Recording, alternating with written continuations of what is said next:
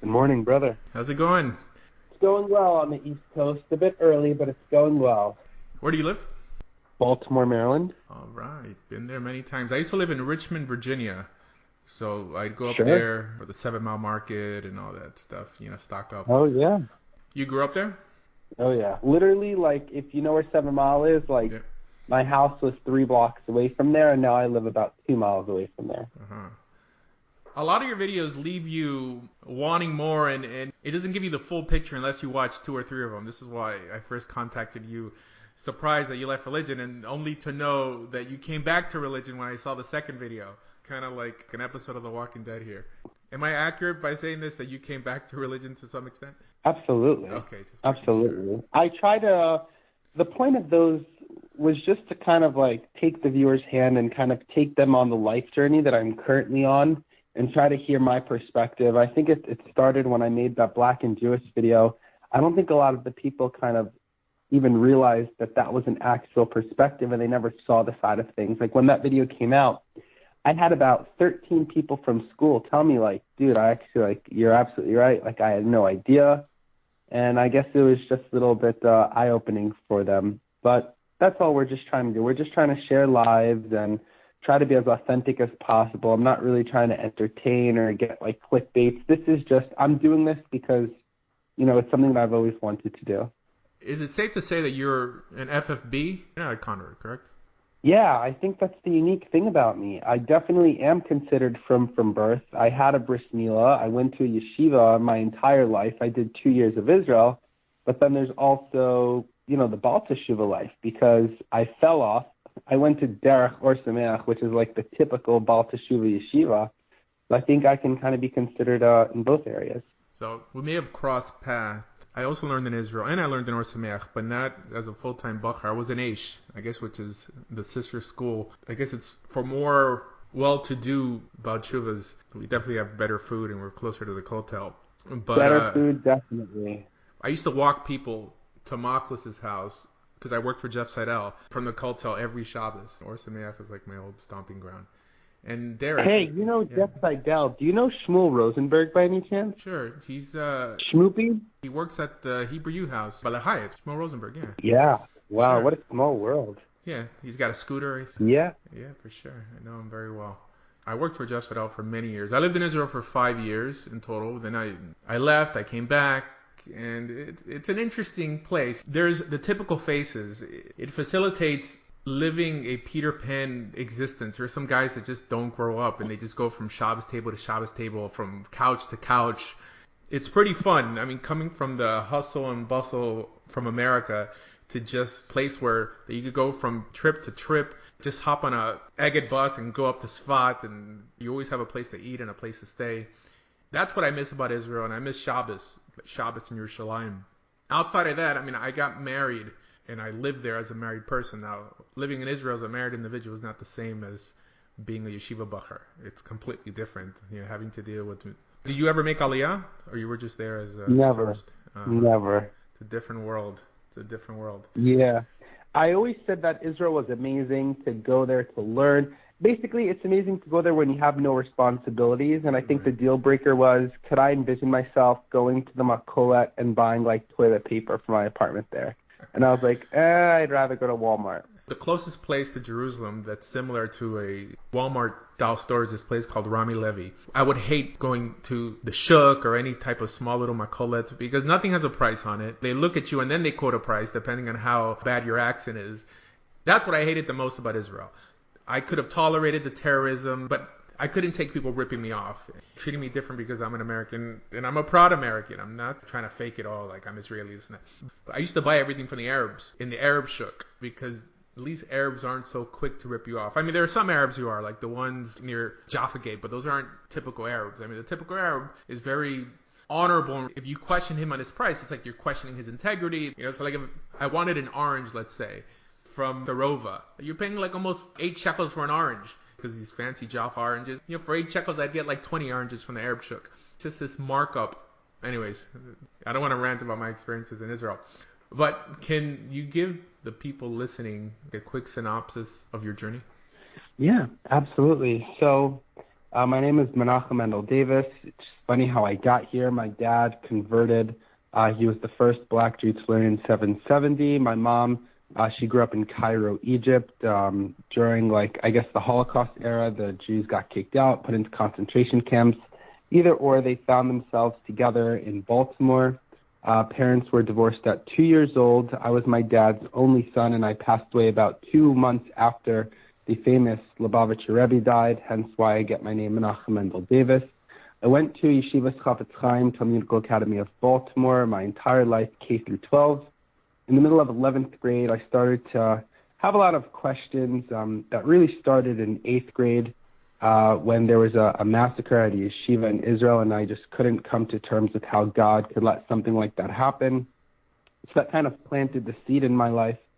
And, it continued. And in 11th grade, I guess, I had the whereabouts to kind of, make a decision like I just don't believe any of this, and this is very difficult, and I'm not getting any of the answers, so I kind of deviated. And once 12th grade came along, I already had plans to leave the Jewish community entirely. I was going to get tattoos. I was going to get my ears pierced.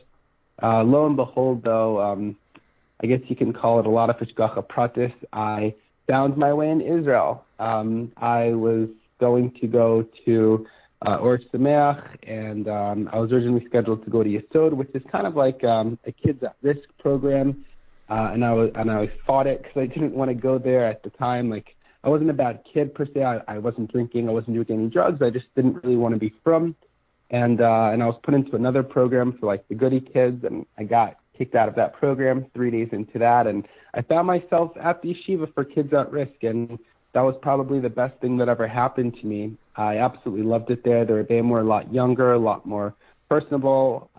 I loved it so much. I came back a second year after completing 2 summers at Camp Hask, working with Jewish children with special needs. While in my second year, I guess I really excelled and grew. A lot of my questions have been answered. I wrote a book. It's a Haggadah of Passover. It's called Ani Mamim. I dedicated it to my mother and her mother, really, that kind of left Egypt. That I always thought it was funny how you could be in Egypt, especially with the Jews back in the day, and you talk about leaving Egypt, but they're still there. That was always my pun. But nevertheless, I came back. I built a fantastic relationship with Rabbi Baruch Leff. We learned life is good. I got married. I found a fantastic synagogue here where I wasn't the only Jew of color, and I just felt totally accepted there, warm, loving community, just like the ones that we had in Israel. And here we are. Couldn't be happier. Mm-hmm. When I was in Israel, I remember I had a buddy of mine also learning in an at-risk yeshiva. It was called Diaspora. Now that's like... Yeah. They have not a nice name for what, the crackhead yeshiva or whatever. But I mean, the cops would raid it constantly for drugs and this and that. What was different from this at-risk yeshiva than you heard from, let's say, Or Sameach or any mainline yeshiva? When you say what did I hear that was different, meaning regarding what they did and what happened there? In terms of theology, in terms of halacha, I mean, did anything change or was it just the approach? I understand. So I think it all started with how they taught things. I think the original yeshiva, the goody good one, I think it was very similar to a normal yeshiva. You sat in a class, the rabbi lectured, you took notes, and you took a test after. Where I think the teaching style at the Kids at Risk yeshiva was very different. Classes were no bigger than, 3 people per class. I think the Rebbeim there, and I also think it wasn't a lecture. It was more of like an interaction. It was more like a Q&A. You could ask the rabbi what they want. I think the classes geared towards there were about things that we actually cared about. It wasn't just simple halacha class read out of the Gemara. It was like, let's talk about basics. Why do we do this? It was more of concepts and ideas and not just text. And I think that was extremely appealing to a lot of people. It wasn't your typical learning experience that you would get in the everyday classroom of a standard yeshiva. Mm-hmm. So hashkafically, did these rabbis differ from the rabbis of Or Sameach? Absolutely not. And as a matter of fact, that yeshiva actually has a track record of the kids coming out more religiously. Whereas to say in the goody good yeshiva, you might have a kid who goes there for 2 years and ends up going to YU for some type of degree, and that's that. We actually had a greater population that actually came back to Israel the third, fourth, and fifth year, where it wouldn't be surprising that those people ended up in the Mir. Because what I've seen is that the traditional approach to Jewish life and Judaism is the problem. Is there anything that has changed in your outlook to Judaism and Jewish life that you were able to attain in this outreach yeshiva that still doesn't coincide with what's taught in places like Or Sameach and Aish Torah? That's a great question.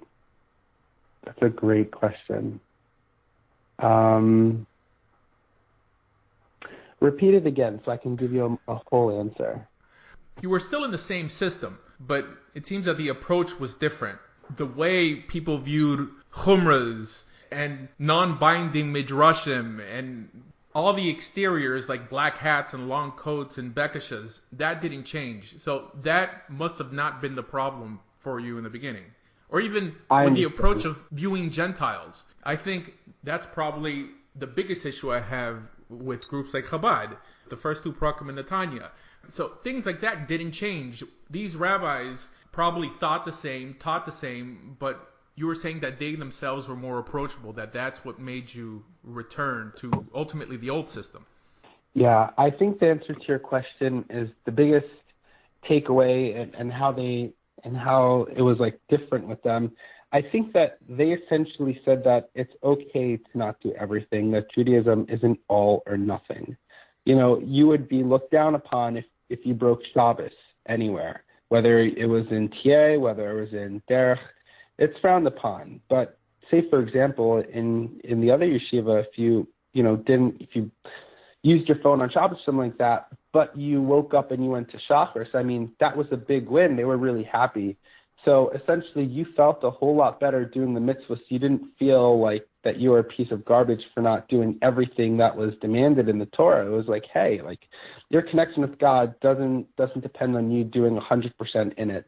At the end of the day, everyone grows at their own pace, and I think that's something that was different from the other yeshiva. And I think that's why people were able to keep going. You get discouraged a lot less if you think if it's that all or nothing mentality. And I think that's sort of the beauty of it in life in general. I think that's why when you came back, you're still okay, because at the end of the day, we know that everyone has their own path. And it's just a matter of keep getting closer, keep making progress, keep taking those little steps to eventually conquer the mountain. So the system wasn't broken to begin with then, you're saying? The problem was ultimately your perception of how Judaism was being presented to you. Correct, but I think the system was broken because that's sort of the message that everyone pushed. This yeshiva was the first place that actually made a difference. It said, no, that's not true. You could still be a good Jew and not do everything 100%. We understand everyone has their own struggles. You know what I mean? Because I took a different path. My journey is different. When I went to Israel, first of all, it's hard for a convert to find a yeshiva that he belongs to, because most yeshivas that take people who don't know that much about Judaism deal with unaffiliated Jews, not people who are already extremely devout but just happen not to know anything about Judaism. When I was in Israel, I got introduced to many different communities and how they viewed Jewish life. And I found places like Israel a little less judgmental than communities in America. For example, I think converts are accepted a lot better in Israel than they are in America. And in Israel, they're just happy that you're there. We're all in it together. That attitude is what I found in Israel. While in America, when you were a convert, now I'm Hispanic, so I guess I pass for an Israeli. It's not like I'm an African American or an Asian guy who would necessarily stand out. But converts are not so quickly accepted in America because they think that you're converting either to marry one of their daughters and take their money. But I still feel that the system is broken, and my job is to help fix the system. And this is why I think Judaism is not really growing as much as it should be growing. I mean, how many people convert to Judaism or return to Judaism yearly? I worked in outreach for around 5 years in Israel, and if we were lucky, we got maybe 1 or 2 people to go to yeshiva at the end of the month and stay. So much money that's spent on kiruv and outreach, it's nothing compared to what Muslims and Christians gain with their efforts. I think I like the point that you make, and to counter your point regarding why is it so much more difficult in Judaism, you have to understand, especially with Christians, there are missionaries that travel the world. very similar to Chabad, but in Christianity, it's very much open. The religion itself is a very much more open religion. It's believe in Jesus, you're forgiven for all your sins, where in Judaism, it's a lot of restrictions. So I also think that the Jewish culture isn't so much promoting our religion, because, you have to say no 3 times, yada, yada, yada. Additionally, I think that Judaism prides itself in being a nation where we have a separate identity from the world, meaning we're always kept in a bubble. And I think that's very difficult when you're trying to incorporate new people in, because they kind of have to lose their previous identity. You can be super, super Christian and still live a super, super normal life. But if you want to be a super, super ultra-Orthodox person, you really can't go out to bars and do things like that. So I think that's just another barrier that converts feel. However, I will say that there's also a positive side of things. I think that Chabad does a fantastic job keeping the Jewish values there. I know a lot of Jews, whether it's in Israel or in America, who don't do anything, but it's very important that they make Kiddush on Friday night. It's very important that they go to Chabad, put on tefillin, to keep the traditions there.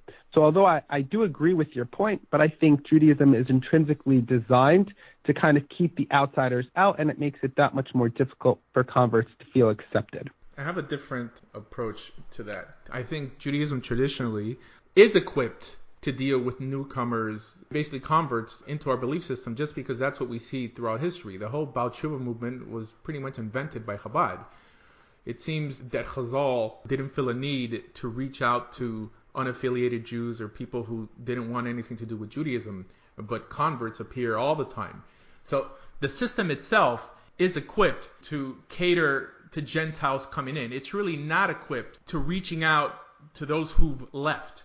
This notion that there are no enemies from within, I don't think really applies to Judaism. Our biggest enemies are from those within. And this is why those in my movement view the Hasidic movement, which is a movement that teaches that because you exist with Jewish DNA, you in some way deserve. I think that hurts not just the Jewish people, but religion in general, or any religion that claims to have Jewish values. Because they're saying that this is what the Torah teaches, but this is not necessarily what the Torah teaches. I mean, I'm all for outreach, but I'm for outreach done equally. And yes, Chabad, I admire Chabad because they do so much outreach. But the thing is, they're there to cater to only Jews. And if someone is inquisitive, if they're lucky, they'll get the 7 Noahide laws. Now, even they're saying that even monsters love their own children. That there's not much merit when somebody does that. It's caring for people outside. It seems that that's more important than caring about someone who's ethnically your people, but are missing that initial component of being in a covenant and being conscious of the mitzvot, and more importantly, accepting these mitzvot. So it's true. What you're saying, it's true nowadays, but I think that initially, traditionally, what we see by Chazal is that the notion of welcoming Gentiles in was part of daily life. The idea of going out or feeling some obligation to reach out to someone just because you share a certain bloodline was not.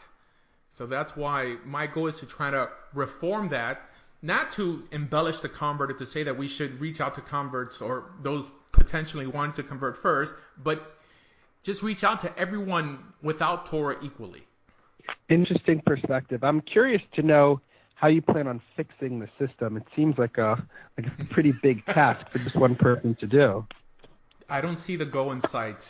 I'm just like a bushwhacker. I'm just there, just cutting away and hoping for a breakthrough. Now, since I started my, I guess we could call it ministry, for lack of a better term, I have seen things get easier for converts. I'm not saying that it's just been me. There's a lot of people who've been pushing for the destruction of these false ideas, like the notion that we have to turn someone away 3 times. It's not brought down like that in halacha. I know that in Rus, that's what happens, but that's not how we poskin regarding how we deal with people who convert. We ask them, why do you want to convert? And we tell them the severity of their decision, this and that, but then it says that you accept the miyad, and it's basically done right away. This whole thing of a 1-year, 2-year conversion program doesn't exist. The notion of telling someone, why would you want to be Jewish when you could just remain a ben or a bat noach, also doesn't exist. I mean, the notion of the Chasidei Umat Ha'olam does exist, but not when they're coming to convert. It seems like when they're coming to convert, we encourage them on, but we don't put up with any nonsense. If they don't want to keep Torah seriously, then we don't want them. I think the problem is with the system, and I think this is why most people don't want to remain Jewish, because it's very mono-redemptive. It doesn't really see the potential of a whole world full of Torah-keeping Jews. It's more like us and them and this victim mentality that I think doesn't sit well with most people who are born Jewish. So this is why they opt out. I mean, this is just my outlook. I still believe in Torah Sheba'al Peh and Torah Shebiktav, right? But I see a bigger problem down the road, and that's the resentment that's being built. I mean, we see it with the Black Hebrews. That was one question I wanted to ask you. I mean, you live in Baltimore. There's so many of these Black Hebrews. How do you relate to them? When you say Black Hebrews, be a little bit more specific as to what you mean, because I've noticed Black Hebrews, Black Jews, Jews of color. Black Hebrew Israelites. Different. Okay. So how do I relate to them? Honestly, and I'll be totally honest, I haven't had too many encounters with them. Actually, I've only had 2 encounters with them. One was at the Kosher Supermarket, and the other one was on the Metro, going to work in downtown Baltimore. I think that if I'm being totally honest, the only, and I'm not saying the rest of the population is like this, but they tended to be a little bit more radical, a little bit more outspoken. I think the values were different than the values I grew up with. Not to say that they are wrong, but they were just very different from what I am accustomed to. I think with Hebrews, I think that there's a sense of brotherhood throughout their entire population, something that I think our community is lacking. I think that in our community, there's a lot of separation. Just like, you could be an Ashkenazic Jew and a Sephardic Jew, and some of them would still look at one another funny. But I think it's an actual brotherhood. The only thing I would say is relatable to them is that we both consider ourselves Jewish, and that our skin has a little bit more color than everyone else's. I think that they've picked up everything bad of the Ashkenazi world. I mean, it's really a form of, I think, reverse racism. The way they were treated by whites, now they're turning on them and saying, oh, you see, now we're the true Jews, and you're not saying that they're actually saying like this, but to put it from a Kabbalistic perspective, from the Sitra Achra, from the unclean Klippas, this notion of ethnic and even racial superiority exists in the Black Hebrew Israelites. I have a few discussions with them on my channel, and then I asked them, how about Ruth? I mean, how about conversion? And they're like, oh, well, it's not really possible. The white man is going to be the slave to the black man, and that's just the way it's going to be. Now, a lot of these guys are Christians to begin with, so they incorporate ideas in the book of Revelations and stuff like that. I don't think that came out of nowhere. I think it's funny you say that, by the way, just because when I was actually on the subway, I wasn't sitting directly next to you, but I was sitting across from a clearly Orthodox Jew. When I say Orthodox Jew, beard, yarmulke, and he was also coming back from work, and you literally had this Black Hebrew come in, just berate the guy verbally, talking about how his daughters and his wife is going to be my concubine, and just talking about you're going to be slaves and you're doing this wrong, and almost like he was about to just spit on him. Luckily, he got off at the next stop, or else I would have had to interfere with that. But it's so funny that you talk about that reverse racism. I literally saw that firsthand. I have no problem with someone who looks a little different being asked, right when you come in, right? Because they do it to me also. Yisrael, Levi, Cohen, right? They're doing it in a nice way.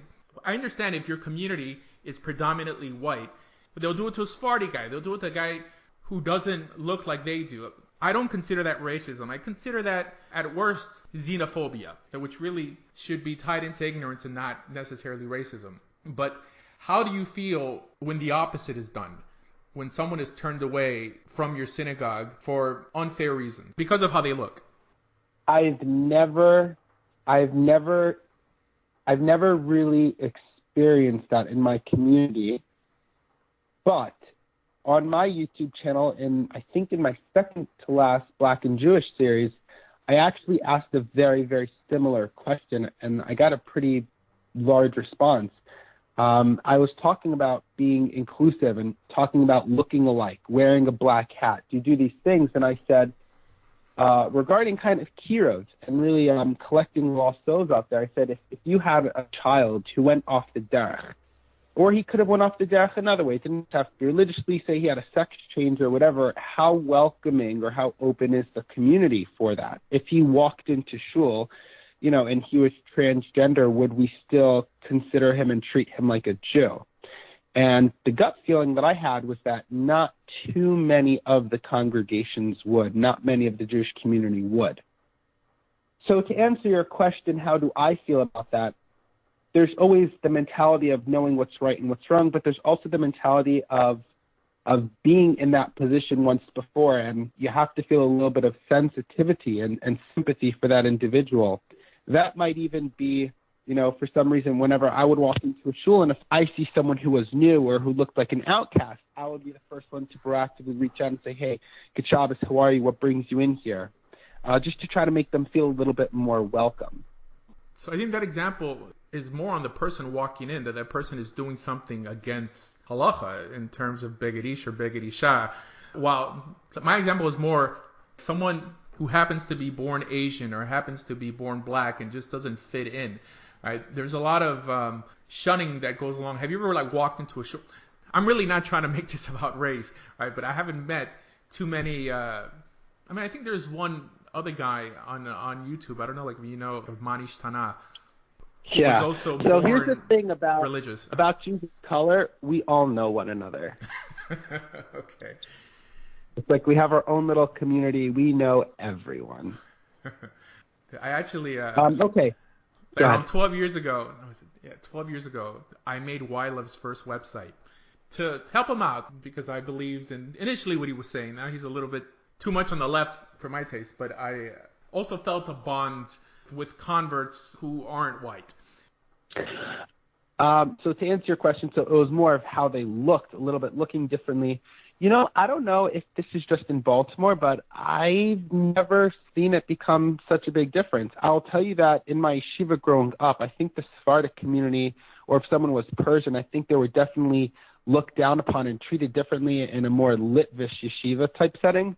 But I think in Baltimore here, where I grew up and where I've lived my entire life, except for 2 years in Israel, there is so much diversity in such a positive and championed way. So, for example, I didn't have it good, but I also didn't have it that bad. I think my father had it way worse, talking about literally converting as a black Jew. The reason why he went to Chabad was because no other institution would accept him. Chabad was the only one that was opening, and I think he had to overcome a lot of hurdles and struggles. Also, keep in mind the time. This wasn't like 2010 when I was in. This was talking about 1960s, 1970s. What was racism like over there? He lived in New York? I think, well, in New York and in Baltimore. Meaning, I'm saying this now because now my dad has already established himself in the ultra-Orthodox world where people know him and he's not treated any differently at all. I think that was his biggest show in life. I made it, and now this is my son, and now we're going to continue this trend. But I'm saying this because there's so much diversity here in a champion way. I know that my mom's neighbor is actually a Chinese Jew, and it was a very famous story of adoption. I think it was called The Girl in the Bamboo Cradle, if you want to Google it. But it's basically about someone, someone literally adopted a Chinese Jew. Exactly. Sure. So and they don't look any different at all. I think they're part of the community. I think that in Baltimore, maybe just in general, I think the point that you're trying to say is people getting treated differently because of how they look. I don't think that's so much of a factor depending on who they are in regards to their quality trait. I feel like they would get treated differently if they don't keep Shabbos, if they don't do this. Regards to looking, I think that we've moved past that in the majority of the communities that I've been associated with. What group do you identify with now within Orthodoxy? Great question. This is how I answer questions like that. I really don't put myself in a box. I don't believe I am a part of a box because I can be a part of many boxes. I always thought it was funny how I would, go to a super Orthodox school, let's just say the Aguda of Baltimore, where a lot of people have big gray beards and a black hat. And, I'm just coming in my shorts and a T-shirt just trying to toivel something. And, you can ask them questions about the Gemara, and they'll look at you like, oh, my gosh, how do you know this? You're not supposed to know this. You're a black guy. Well, little do you know, I probably have a better education than some of your kids do. But I always say that I am a part of the community that I'm just trying to figure it out just like everyone else. I'm not going to lie to you and tell you that I'm comfortable with everything. I'm not going to lie to you and say that I'm not sometimes just going through the motions like everyone else, that I don't have occasional questions from time to time. But listen, I'm a part of the group. I consider myself, I identify with the people that are just trying to keep making progress every single day, and we're just trying to be role models for the community without judging anyone else for how they do it and how they're on their own journey. In your video, you said that you wanted to be a sportscaster or a sports announcer. Do you still have that pursuit? Yeah.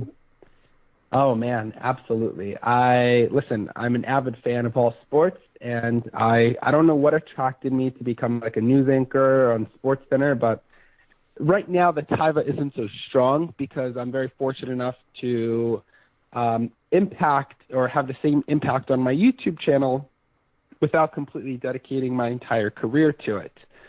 I don't know. There's just something about broadcasting. There's something about just giving over something to the world in a mass way, in an influential way. So, yeah, I'm very fortunate. It's wonderful. Mm-hmm. I will tell you, actually, since we're on this religious path, I will tell you that I have gotten so many questions and just so many positive feedback, especially for those Black and Jewish videos.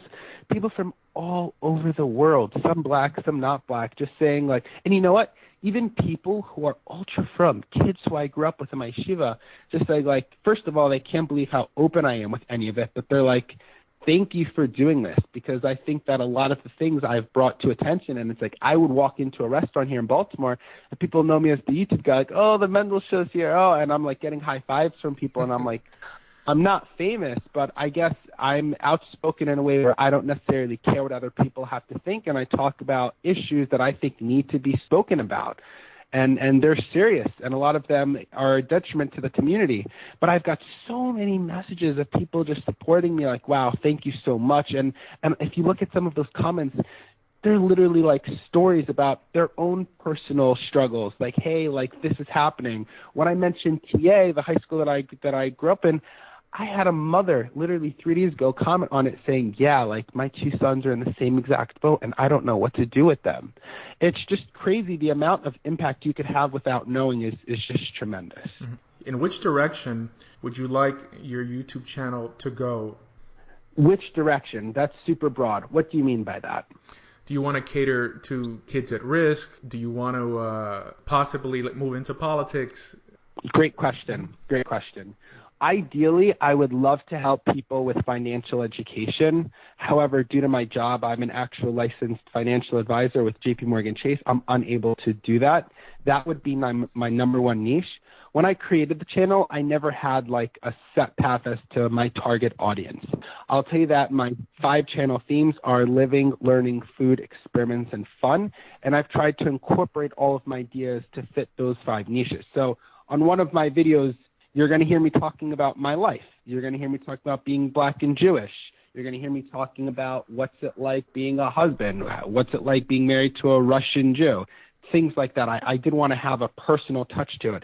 On the other side, you could look at entertainment. We can do really nice experiments. Like right now, once we're about to finish, I'm about to eat the world's spiciest ramen noodles, and I already eat the world's spiciest peanuts. And the reason for that is for entertainment, but it's also for self-growth. I always had a fear of spicy food, so in 2020, I decided to push the barriers just a little bit more. There's also learning. When I say learning, it's going over different cultures, trying out new things. I love pasta, but I really don't know how to make my own pasta, but I want to push myself to make it. And if I can make it, so can everyone else. And I want to make it easier for you to do it. So I don't really have like, a set niche, but that's basically where I want my channel to go. I'm not one of these people who are going to make reaction videos to something in the news. This is just like, hey, this is my life. I'm just being open to sharing it with you guys. If you're interested, come on this journey with me. I would love to hear your thoughts and opinion. If you want to come on my channel and share something from your life, let's do it too. It's the community channel, which is why I think that's why I haven't burnt out. I think especially with YouTube, it's super demanding. People want to make money from it and that. And I think they tend to make videos that will get more views while I'm trying to make videos that I enjoy making. And really, it's been an absolute joy. And And if I wouldn't have done it, we wouldn't be on this phone call right now. I'm also married to a Russian Jew, and I just made a video on how to make pasta on Passover, which pretty much it's just egg and flour. So there's no water involved. But do you have a website or a blog that people could look you up on? Don't have a particular website and blog. I'm not as famous as you are right now. However, I'm very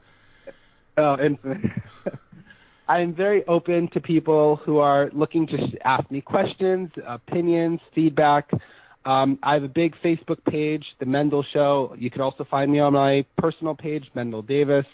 The Mendel Show on Instagram as well, and of course The Mendel Show on YouTube. I am super responsive. Unfortunately, my phone is attached to the hip. I don't have a website, but I'm certainly open to everyone. TheMendelShow@gmail.com if you feel comfortable via email that way, or they could also just ask you, and you can get in contact with me. Awesome.